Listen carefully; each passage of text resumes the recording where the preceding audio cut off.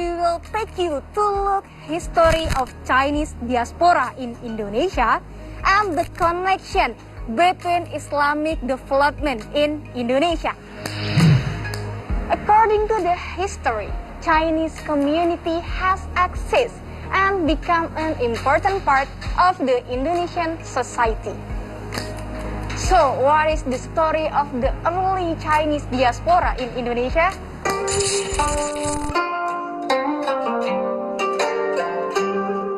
Kita misal baca Pahien gitu, laporan dia terdampar di abad kelima malah itu ya. Kemudian kalau kita bicara tentang Sriwijaya begitu ya, kita bisa menemukan rahib-rahib Itsing misalnya gitu ya. Tapi dalam konteks bagaimana mereka membentuk society, itu berita-berita konkretnya itu baru kita terima justru yang paling menarik ketika orang-orang Eropa mulai membentuk kota ya di Jawa gitu ya, terutama di Batavia di abad ke-17. Jadi bahkan sampai Jan Pieterszoon yang disebut sebagai bapak pendiri kota Batavia dan asal-usul dari kolonialisme itu menyebut tidak mungkin akan ada kota Batavia tanpa ada orang Cina.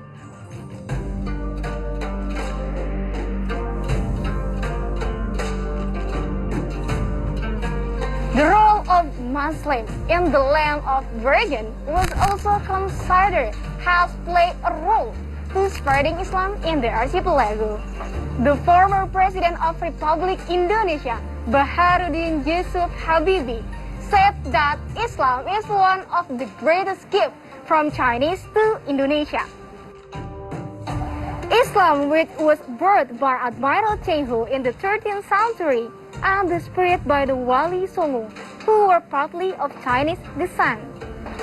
This shows that Chinese ethnic was already Muslim before they arrived in Indonesia. Then, how the Chinese ethnic was contribute to spread Islam in Indonesia? Mereka bagian dari yang mengajarkan dan mengenalkan pada kita banyak hal, dari mulai botanika, kuliner, bahkan di meja makan mau lebaran begitu ya, mau hari raya Islam tuh mayoritas makanannya bukan makanan Arab tapi makanan Cina misalnya begitu ya. Kita akan melihat berbagai macam jenis manisan. There is a lot of evidence that show Islamic Chinese heritage in Indonesia.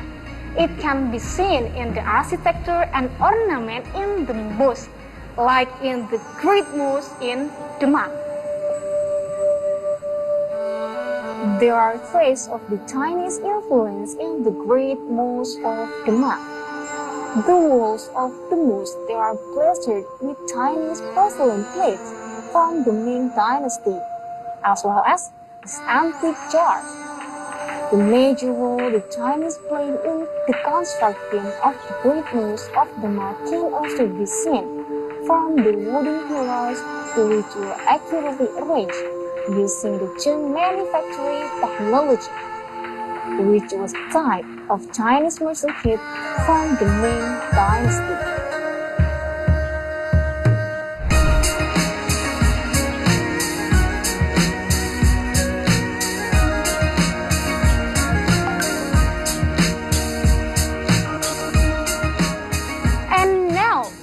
Can find the mosque with Chinese ornament and architecture, like behind me, the Baba Agun Mosque in Jakarta. Okay, Southeast Asia, apart from mosque, the influence of Chinese heritage can be seen in the Muslim clothes, like in koko clothes, and in the wedding tradition of the Taoists. The dress is combination between Arabic and Chinese like this. Okay, Southeast Asia, that's it for today. See you on the next story. Wassalamualaikum warahmatullahi wabarakatuh.